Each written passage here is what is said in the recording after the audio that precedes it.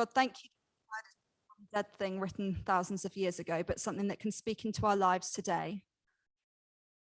So I pray that you would be with us today and that we'd hear you speak to us and we'd see more of you. Amen. Okay. So I'm going to be looking today at 3 questions. That's what we're going to look at. 3 questions. Little talk, 3 questions. The first question, who do we think we're talking to? And then we'll look at who we're actually talking to, and then we'll look at how we get to talk to him. But first of all, who do we think we're talking to? So these guys called the Israelites, they were just a group of people, right? And you might have seen a film called The Prince of Egypt. And basically, these guys used to be slaves. So they were used to people treating them like slaves, basically treating them like rubbish. And they were used to the people above them, not really caring if they lived or died. They kind of had the mindset, the people of Israel, if I work really, really, really hard, maybe I won't get punished. Okay, so that was kind of how they interact with the people above them. So when they came to God, that's what they thought God thought of them. They thought God is someone who, if I work really, really, really hard, maybe he won't punish me. And he doesn't really care either way. So that's why when they came and asked for water, they were like, oh, why isn't there water? This is rubbish. They didn't actually expect God to want to provide for them, but because they'd done what he said, maybe they'd earned that.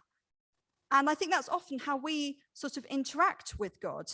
We think, okay, God, well, I've done this, this, and this, so maybe you won't punish me. Or maybe we feel like, actually, I've got this hard thing in my life, and God doesn't actually really care.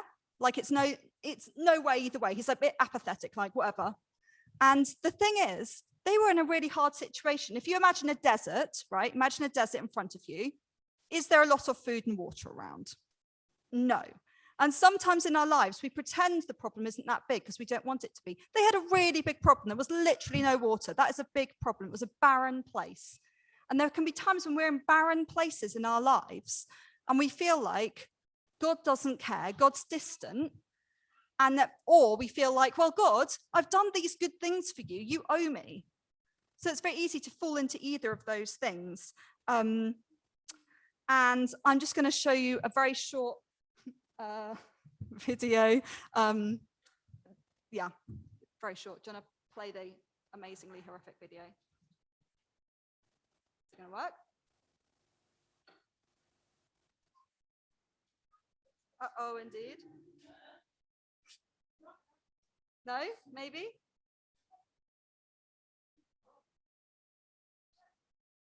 It did work earlier. It's on my YouTube channel, guys, if it does work. Yeah, it's going to work? I'm just going to keep talking. Oh, yep. Okay, amazing. Oh, I'm so thirsty. Do you have any water? No.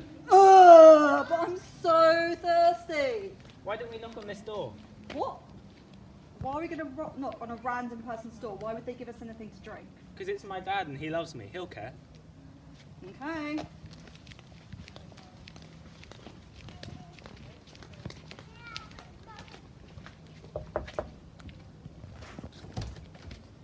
Please, may we have some water? Yeah, hi son, how are you? Very good to see you. Water? Yes, of course. Oh, thank you. It's all right. Thank you. Yeah, all right. Okay, so that's a really short video, if you go onto the slides again, but the summary of that basically is that, you might not have heard at the beginning, but I was with my friend and I was saying I was really thirsty and neither of us had any water and I was moaning about it. And he suggested to knock on someone's door. Now, knocking on a stranger's door is a bit of a risk, asking for water. First of all, if you're a child, don't do this. The second of all, if you're an adult, it all totally depends on the person opening the door, doesn't it? It could be someone kind, it could be not. If you don't know them, like, they don't really care if you're thirsty or not, really. But then it's different because my friend, it was his dad. And of course, your dad should care, or someone who loves you should care if you're thirsty. And so then we're going to look in a minute at how that is different. So we've looked at who we think we're talking to. We think we're either talking to someone who sometimes some of us, who doesn't care, or who we've earned should do what we want. Okay, if we go on to the next slide. So this is, we're looking at who we actually talking to. Yeah, that's a lovely picture of my friends there. Okay, can I say that boy standing next to me is 16 and he's like this much taller than me? It's crazy times, guys. So who we're actually talking to? I thought, walking along the street, that we were going to be talking to a stranger. He knew we were talking to his dad, and that changed things. So in Exodus, these group of Israelites who are wandering around in the desert thirsty, although they had been slaves, since then, they'd had two impossible things happen to them. Number one, there was a big bit of water, like a sea, in front of them. People were going to kill them, and God impossibly parted the waters. You might know the story. And either side of the waters, and they walked through on dry land. It's impossible. And that's sort of what the stick represents, very vaguely, guys, that you ran around and collected. Stick in the water, waters went. First impossible thing. Second of impossible thing, they were moaning, as they did, about being hungry. And God literally made food out of nothing. The dew turned into food that they called manna, and birds fell from the sky. That's what the bread represents. Literally impossible. So since they'd been slaves, God had shown them 2 times that he isn't like a slave master, that he treats them differently.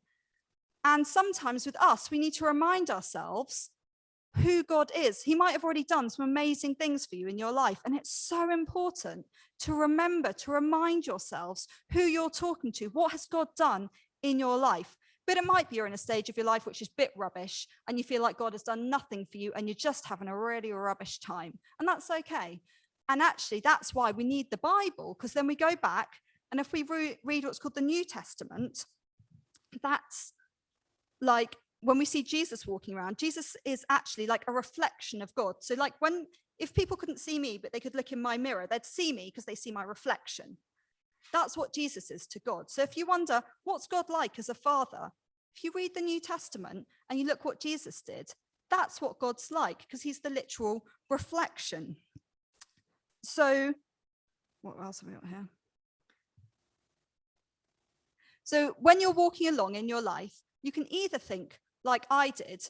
There's this, like I was with this, Joshua is the name of that boy. So either Joshua and I can walk along and think, we're both thirsty. The situation was the same, and we both had no water. I thought, I'm going to ask someone who doesn't care, why bother? He thought, I'm going to ask someone who loves me, he'll give me water. And it's very easy to be like me and not like Joshua.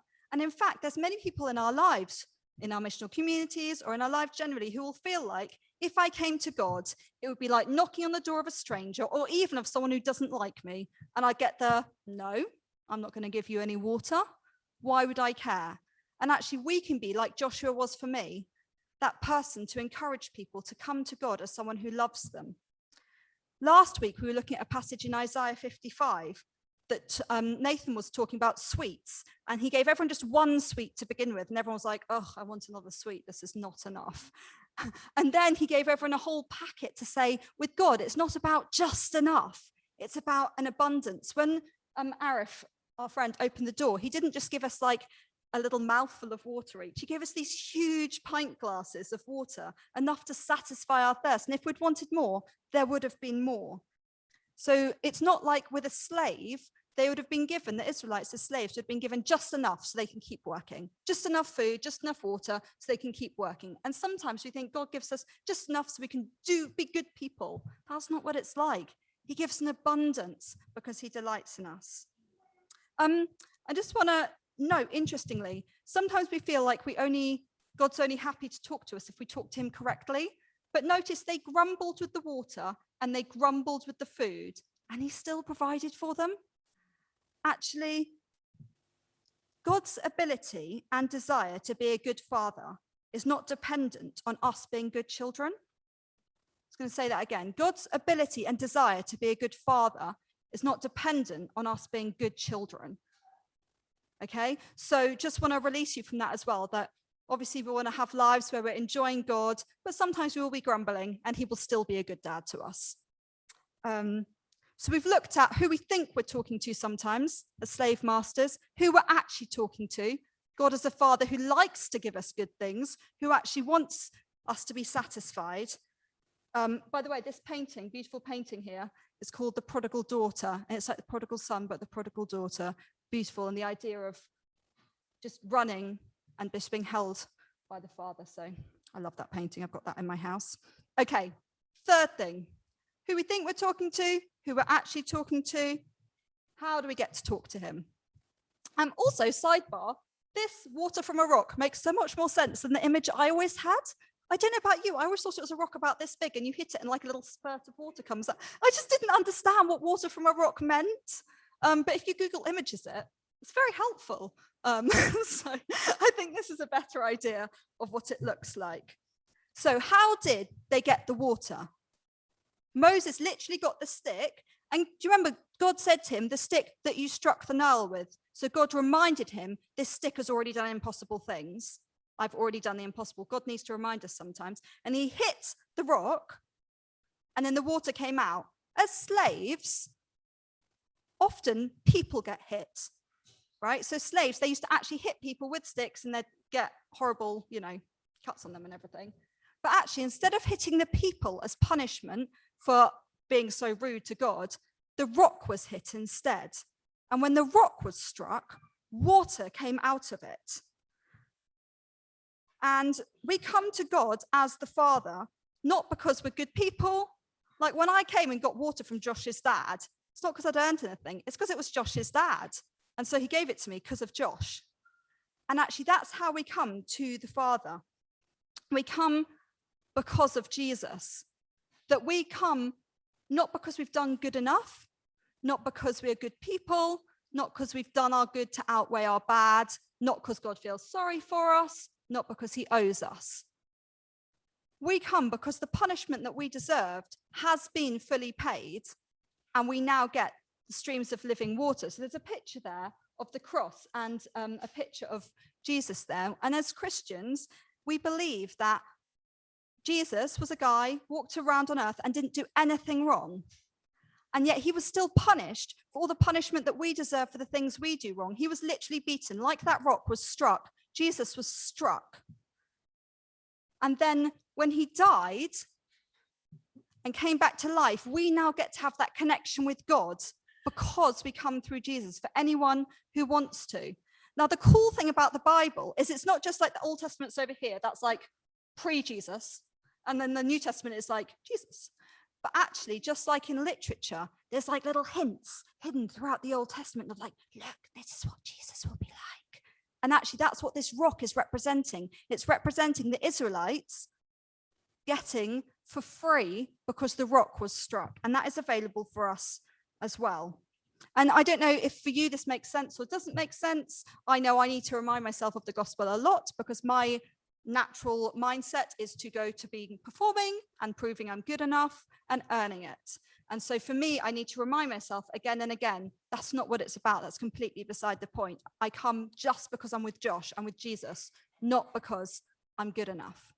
And actually, if you're thinking, I don't really get this, but I'd like to get this, then actually in a minute, there'll be opportunity for you just to say, God, can you just show yourself to me? It doesn't have to be any more complicated than that. It doesn't have to be push words. In fact, you can even be thinking that in your head now. If you're like, yes, I'd like to understand this, just think, God, please show yourself to me. So we've looked at this passage, looked at who we think we're talking to, who we're actually talking to, and the fact we get to talk to him like that, not because we've earned it, but because of what Jesus has done. He was struck so we wouldn't have to be. Now, God loves to talk to us today. He didn't just talk to us in the Bible. That is incredible. He also uses other people, as Richard was saying earlier, to talk to us still today. And some of us before the service were just asking God, is there anyone you'd like to particularly speak to? And I think the Shaws, if you unmute yourselves on Zoom, are going to take a little lead in this.